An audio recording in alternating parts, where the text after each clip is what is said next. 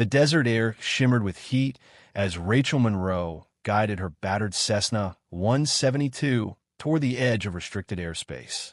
Her hands were steady on the yoke, her eyes scanning the cloudless sky. On her wrist, an old watch ticked softly beneath the sleeve of her flight jacket. The leather faded and cracked from years of wear. She flew low, hugging the contours of the Nevada desert like a shadow no one was supposed to see. Then it happened. Two F-16s screamed past, their jet wash nearly flipping her plane. The Cessna lurched violently, rattling with the turbulence. Rachel gritted her teeth, knuckles white, but she didn't panic. She'd flown through worse. A voice crackled through her headset. "Unidentified aircraft, you are in restricted military airspace. Land immediately, or we will take you down." Before she could respond, the underbelly of an F-16 filled her windscreen. It was so close she could count the rivets along its sleek frame. There was no bluff in that message. Land or die. She landed.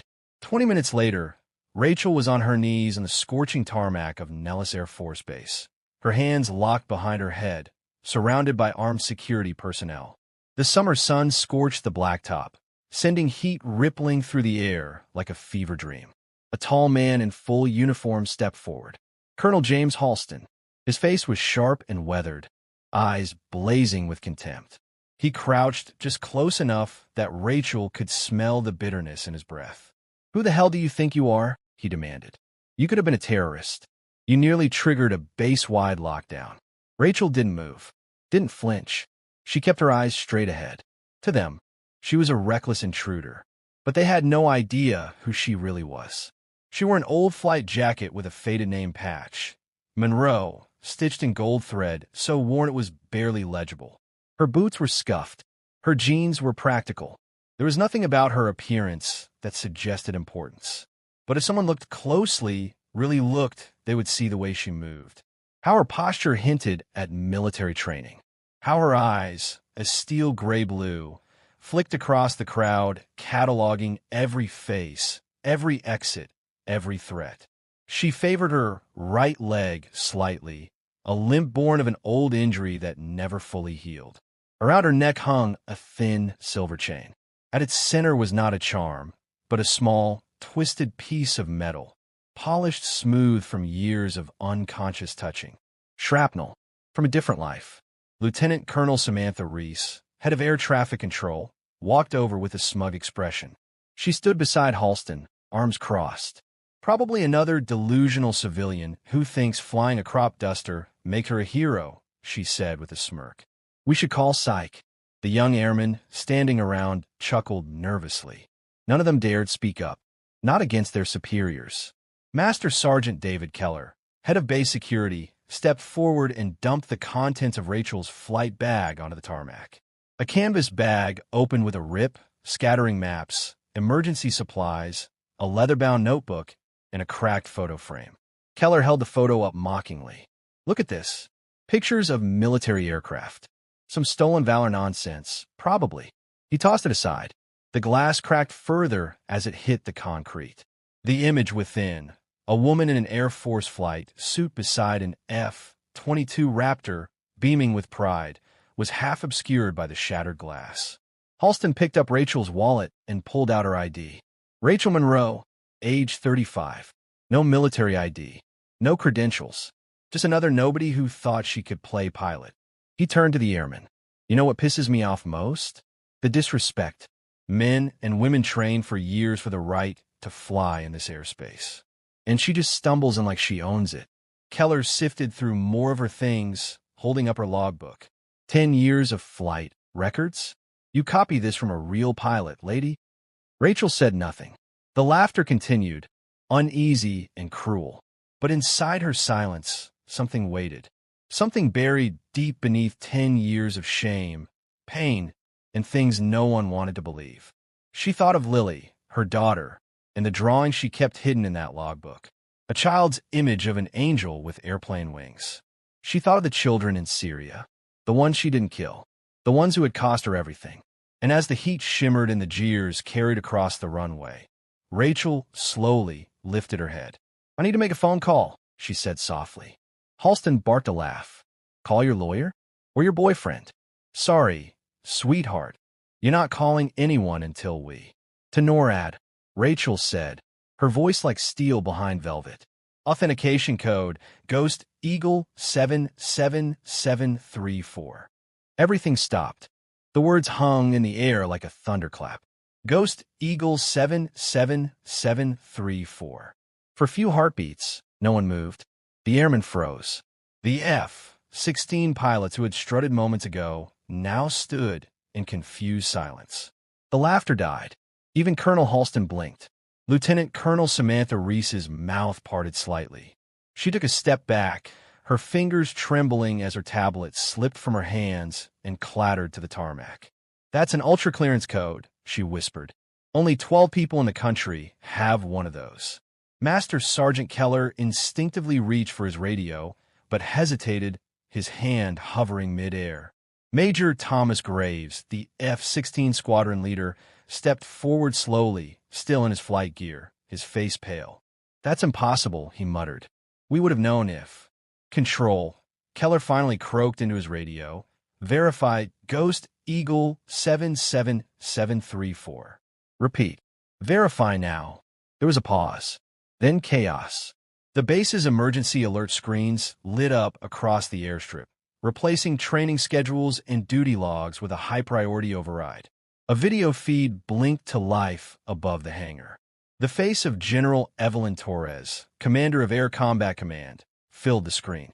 Her usually composed demeanor cracked as her eyes locked onto Rachel Monroe. She inhaled sharply. My God, Rachel Monroe. Every uniformed figure on that tarmac stiffened. The general's voice rose, her words sharp and cold. Colonel Halston, are you out of your mind? Do you have any idea who you just arrested? Halston opened his mouth to speak, but no sound came. That woman, General Torres continued, her voice shaking with fury, is the former architect of the Ghost Eagle Contingency Network, the very security protocols you enforce. She wrote the airspace restriction framework you accused her of violating. Whispers rippled through the crowd. She was erased from our systems, Torres said bitterly, because my predecessor needed a scapegoat. Rachel remained silent, standing tall in the oppressive heat.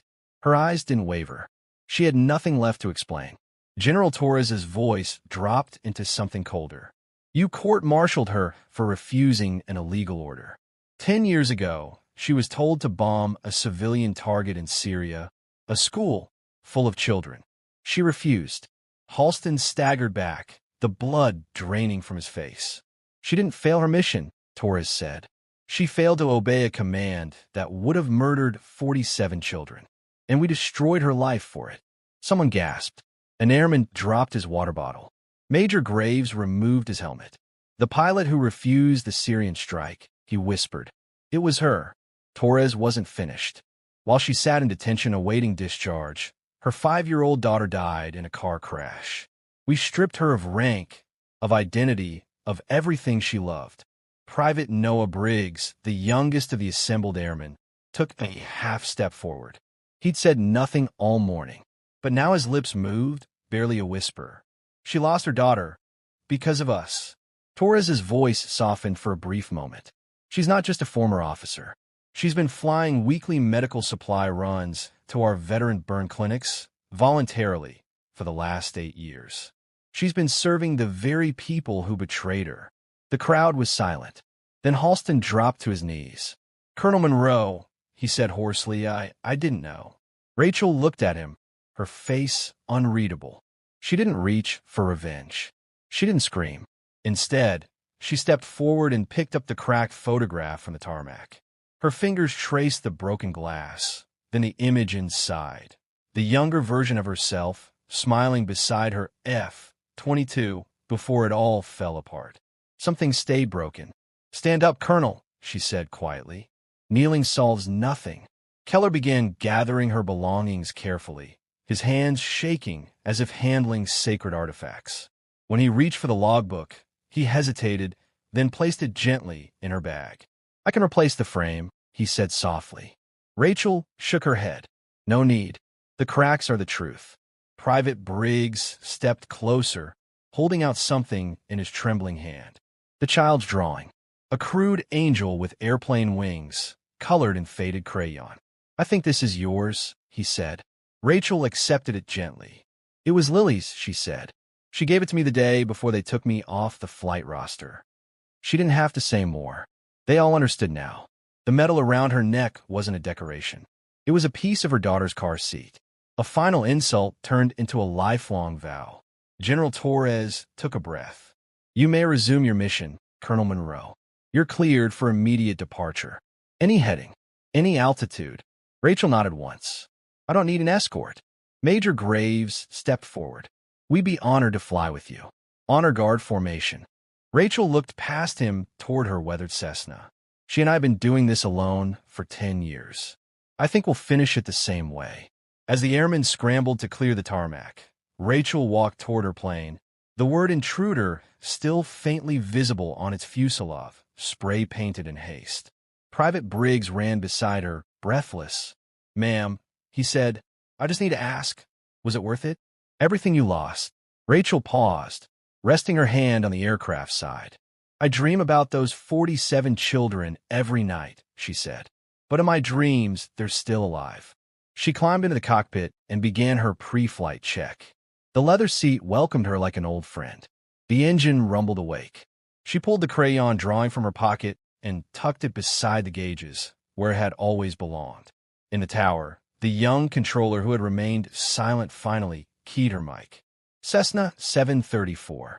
You are cleared for immediate departure. And ma'am, Ghost Eagle 1, the skies are yours." Rachel Monroe didn't respond.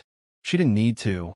The Cessna taxied forward into the golden Nevada light, carrying more than medicine, carrying a legacy of silence, sacrifice, and a conscience that refused to die. The Cessna lifted off the runway like a ghost shedding its chains. From the tower, the base watched her ascend in silence. Every pair of eyes locked on that fragile aircraft carrying a woman none of them truly understood. Inside the cockpit, Rachel Monroe didn't speak. She flew west, as she always did on Thursdays, toward the Veterans Administration Clinic at Indian Springs. The air hummed gently through the frame. The old plane rattled and creaked, a sound she'd come to love. It was the sound of endurance. But in her mind, she wasn't in the sky. She was back in a courtroom 10 years ago. It had been held in a sealed military chamber with no windows, no press, no advocates, just brass, paperwork, and silence. She had walked in wearing her full dress uniform. They had made her remove every pin, every medal, one by one, as if dignity were something that could be stripped away with insignia. General Adrian Cross presided, the same man who had greenlit the Syrian operation, the same man who had refused to delay the strike after the school was confirmed. He never looked her in the eyes. The judge advocate called her insubordinate, reckless, a disgrace to command. Her refusal to fire was labeled dereliction of duty. When asked why she disobeyed, Rachel said only this: "Because I saw them, through the targeting sensors. Children, laughing. One had a kite. They told her it didn't matter. That wasn't her job to ask questions. That orders were sacred." She was discharged within 24 hours. Her name removed from active duty records. Her pension frozen. Her base access revoked. Just like that, Colonel Rachel Monroe ceased to exist. The nightmare didn't end there. Emma, her 5-year-old daughter, had been with Rachel's sister in California when it happened. A drunk driver ran a red light. Rachel hadn't even been allowed to leave the base to attend the funeral. She had stood alone in the rain outside a locked chapel, holding a single rose, watching from behind a fence. The next day, she left the city without telling anyone. She found a small cabin in the Nevada desert, 20 miles outside Batty. The land was cheap. No neighbors. No questions. The silence welcomed her. Inside, she built a wall with old aviation maps, traced her old missions in pencil, and folded away her medals into a shoebox labeled "No One's Hero." But she never stopped flying, not even when her aircraft was vandalized, not even when government agencies came knocking to intimidate her into silence. Because the war had never really ended. It had just gone quiet. Rachel Monroe became a myth. A woman in an old plane who delivered supplies no one asked for, who never took payment, who never stayed long enough for thanks. They called her the angel of the dust out in the veteran clinics. No one knew who she was, only that she came every week, right on time. Back in the present, the sun dipped behind a line of distant ridges as the clinic's landing strip came into view. Rachel adjusted the throttle and made her approach. No tower, no ground crew, just a gravel runway and a man waiting beside a rusted pickup truck. His name was Pete, a former medic, burned over 30% of his body during a helicopter crash in training. Rachel had delivered graft packs for his unit 6 years ago. Since then, he'd been the one to greet her each visit, never asking questions, only offering help. "You're early," he said, stepping forward as the Cessna rolled to a stop. Rachel climbed out, slinging the canvas bag of supplies over her shoulder. "Weather was clear," she replied. Pete eyed the side of her plane, where the word intruder had been hastily scrubbed off, leaving a faint outline. "They finally found you, didn't they?" he asked quietly. Rachel nodded. Pete took a long breath. "About time they remembered who the hell you are." She didn't answer. Together, they unloaded the boxes, skin graft kits, medical gauze, pain meds, field 4 bags. All of it paid for out of Rachel's savings. 8 years of flying, funded by a woman the military pretended didn't exist. Pete handed her a thermos of coffee. "You know, some of the younger vets think you're not real. Just a story we tell." Rachel raised an eyebrow. "One of them drew a picture last week. Said he saw you land once. Thought you were a spirit." Pete chuckled softly. "Want to see it?" He walked into the clinic and came back with a sketch on wrinkled paper. It was crude, but unmistakable. A small airplane gliding over a sun-scorched desert. Below, a figure in flight goggles with wings, not from a jet, but from an angel's back. Rachel stared at it for a long time. "Reminds me of another drawing," she murmured. Pete didn't ask. She folded the sketch gently and slid it into her jacket. "I won't be staying long," she said. "Not safe right now." "I heard." Nellis' broadcast went viral. Even the guys at the VA in Vegas were talking about it. "They called you a hero." Rachel flinched at the word. "I didn't do it to be a hero," she said. "I just didn't want to be a murderer." She looked west, toward the horizon. "They're going to come back," she said. "This time not to mock me, but to use me." Pete lowered his voice. "You think they'll try to pull you back in?" Rachel didn't answer. She turned to the plane and ran her fingers along the fuselage. For a moment, her reflection stared back at her in the polished metal. Older, quieter, shaped by guilt and defiance. But there was something else in her eyes now. A readiness. A storm was coming. She could feel it in the wind. And for the first time in a decade, Rachel Monroe wasn't going to run from it. She was going to fly straight into it. 3 days after Rachel Monroe's unexpected reappearance, the corridors of the Pentagon buzzed with whispers. Behind closed doors, old names were being unearthed. Files once sealed were suddenly active again. Not since the fallout from the Syrian drone strikes had the Department of Defense scrambled so fast to contain a ghost it had once buried. Inside a classified briefing room, General Evelyn Torres stood before a table of brass, intelligence chiefs, and cyber warfare officers. A single name was projected on the screen behind her: Monroe, Rachel Elaine. Status erased. "She's alive," Torres began. "She's operational, and she's still holding the encrypted schematic of Project Sentry." A colonel shifted in his seat. That project was scrapped, deemed too unstable. Torres turned, tapping the console. A series of digitized documents flicked into view. Rachel's original schematics. A next-generation battlefield protocol that would override command authority if civilian life was detected in a strike zone. A system that prioritized conscience over command. "Unstable," Torres said flatly, "because it gives pilots the power to disobey." Another officer, gray-haired with medals crusted across his chest, leaned forward. "Then why hasn't she released it?" "Because she still believes in this country," Torres replied, her voice tight. "Even after everything." Silence. Finally, someone spoke what they were all thinking. What if she changes her mind? Far away, under the starlit sky of the Nevada desert, Rachel sat at her workbench in the cabin. The only sound was the soft hiss of solder touching metal. The old radio beside her crackled with static as she adjusted the frequency. intercepting military comms without effort. They were looking for her. She didn't care. The cracked photograph now hung above the desk, alongside a pinned copy of the children's sketch from the clinic. Both faces, hers and the angel's, watched her quietly as she worked. On the bench lay a device wrapped in foil and wires. The final piece of Project Sentry. She hadn't planned to finish it, but something had shifted. They humiliated her. Then they remembered her.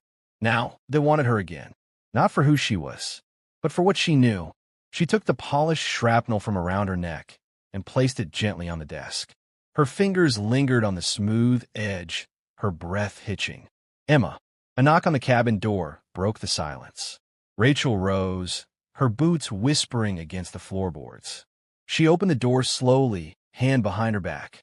Outside stood a man in civilian clothes, tall and weathered with eyes that had seen too much war. He raised his hands to show he was unarmed. Name's Weston, intelligence liaison. I served under your father back in Okinawa. Rachel didn't move. They sent me to talk, he added. That's all. She gestured him inside. Weston took in the room. The charts, the old logbooks, the unfinished blueprints. You still live like you're hiding, he said. Rachel poured him black coffee without a word. I read your case file, he continued. Twice. What they did to you, unforgivable. And yet here you are, she said dryly. He didn't flinch. I'm not here to offer a deal. I'm here to warn you. He pulled out a flash drive and slid it across the table. That's an intercept from 3 days ago. Cross his back, quietly advising from the private sector. He wants Project Sentry terminated. Permanently. And that means you. Rachel didn't touch the drive. They erased me once. It didn't work. Weston leaned forward. This time, they'll make sure it sticks. She smiled faintly. I've faced worse. You had nothing to lose before, he said carefully. Now the world remembers you. And they're afraid. Rachel stood. They should be. At the Nellis Air Force Briefing Center, Colonel Halston stood at attention as a group of trainees filtered in for their weekly ethics seminar. His face was thinner now, quieter. Behind him, a new poster hung on the wall. It was an official military issue.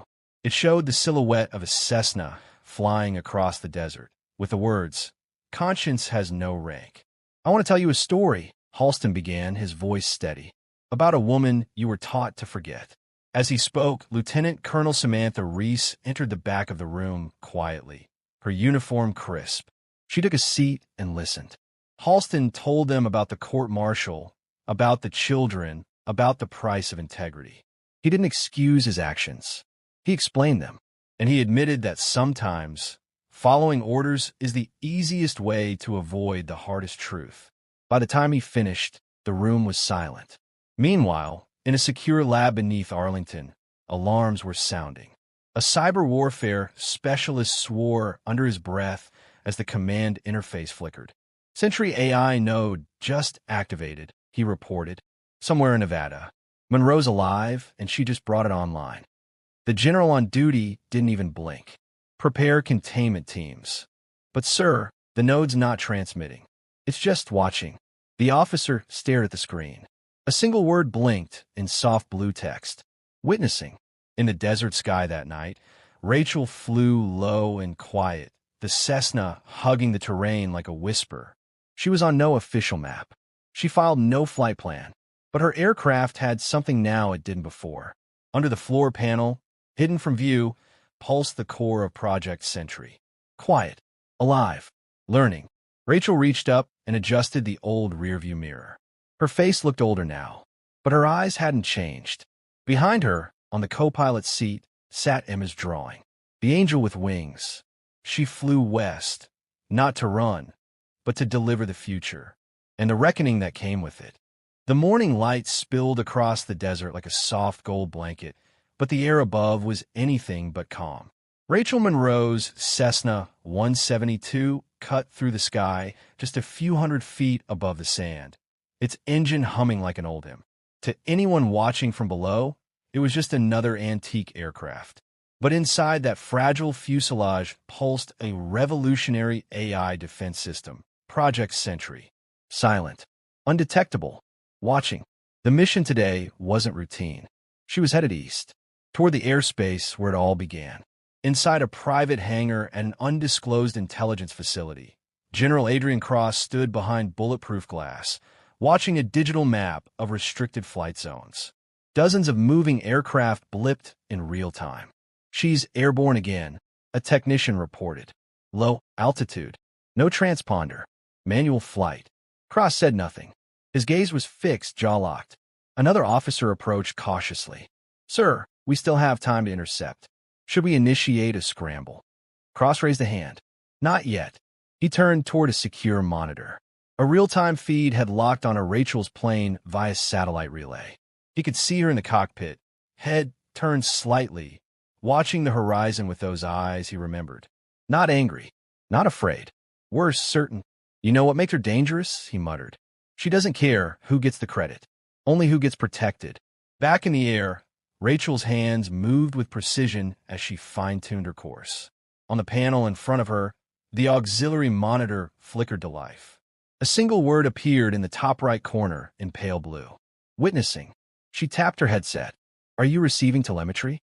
A synthetic voice, low and calm, responded from the device in her lap. "Yes, Colonel Monroe. Civilian movement detected at coordinates 36.299, negative 115.048. Drone swarm programmed for live-fire test in 8 minutes." Rachel closed her eyes. "They're going to hit the desert test zone. Civilian hikers use that area. They don't know." Her hand reached for the throttle. The Cessna surged forward. She keyed her emergency frequency. "This is Ghost Eagle 1. Civilian aircraft on humanitarian mission. I am entering active test zone. Repeat, I am entering restricted space. Abort drone operations." Static, then a firm voice. "Negative, Ghost Eagle. Return to legal airspace immediately or face engagement." She pushed the throttle again. "Then you'll have to shoot me down." Below, on the base's emergency override terminal, alarm lights flared. "Unauthorized incursion," the technician barked. "She's in the red zone." Another warning followed. "AI system has just engaged the civilian safety override. Our drones are aborting. Sir, the targeting systems are rejecting kill confirmation." General Cross spun around. "Override that command. Now." "I can't. The Sentry Core is routing decision logic away from Central. It's acting independently." Cross's face went pale. She activated the AI. "It's online." Above the red sands, Rachel flew straight into the storm. She could already see them, 6 black dots approaching fast from the west. Drones. Unmanned. Fast. Armed. She lowered altitude, flying treetop level, her eyes scanning the canyons for movement. Then she saw them. 2 hikers scrambling up a rocky trail, unaware of the incoming threat. "Cessna to hikers," she said into the general broadcast. "This is not a drill. You're in an active strike zone. Take cover in the ravine immediately." The AI voice returned. Civilian presence confirmed. Threat assessment shifted. Drones aborting. Recalibrating to safety protocol. The drones veered in perfect formation, redirecting their flight paths midair, retreating toward their base. Rachel exhaled. Her hands trembled, but the victory was brief. Behind her, a second wave of drones appeared on the horizon. These weren't on any exercise manifest. They were black, silent, and armed with live fire systems. Unauthorized. Illegal. Colonel Monroe, the AI, said calmly. Unknown drone class approaching at high speed. Hostile intent probable. Rachel's voice hardened. Activate jamming. Prepare countermeasures. Countermeasures engaged. Manual override required for evasive control. She gritted her teeth. Then let's dance. On the ground, Torres was already sprinting down a corridor. I need immediate scramble protocol. Send a 2-man F-22 escort to Rachel's position. Priority Alpha. No questions. A junior officer looked up from his monitor. Ma'am, she's already engaged. She's defending 2 hikers from a black market drone strike. She's not attacking. She's protecting. Torres stopped in her tracks. Her voice dropped. They're not just trying to erase her. They're testing how far she'll go. In the air, Rachel pulled the Cessna into a banking dive as one of the incoming drones locked onto her tail. A sudden crack split the sky, a missile launch. But it missed, detonating in the air as Sentry released a counter signal that scrambled targeting systems. She rolled the plane hard, ducking into a canyon as the metal screamed beneath her. A wingtip grazed rock. Her head slammed against the side panel. Blood trickled into her eye. "Colonel, we're no longer in test protocol. May I engage failsafe counterstrike?" Rachel hesitated. Failsafe meant exposure. If the system fired, the world would know it existed. And if it failed, she'd be hunted forever. She steadied herself and whispered, "Do it." Miles away, every satellite uplink monitoring airspace in Nevada blinked. A ghost signal emerged. The drones chasing Rachel suddenly dropped out of the sky, one by one, systems overridden by a clean pulse embedded in their own firmware. No explosions, no damage, just silence. General Cross screamed, "Kill the signal. Wipe it now." But it was too late. Rachel Monroe had done the unthinkable. She had proven that conscience could be coded into machines, and that no protocol, no rank, no corrupted chain of command could stand against someone who dared to care more about lives than orders. By nightfall, she returned to her cabin. The AI deactivated. The shrapnel necklace went back around her neck. She stood alone beneath the stars, holding the child's drawing up to the sky. Not because she won, but because 47 children still lived in her memory. And 2 more hikers would live because of what she chose today. She walked back into the cabin. On her wall, beside the map, she pinned a new photograph. It showed her aircraft, mid-flight, taken by a passing tourist long lens. Below it, she wrote a single phrase. The system failed. She didn't. And in that moment, Rachel Monroe became something no government could suppress. Not a pilot, not a rebel, but a mirror of what we should have been all along.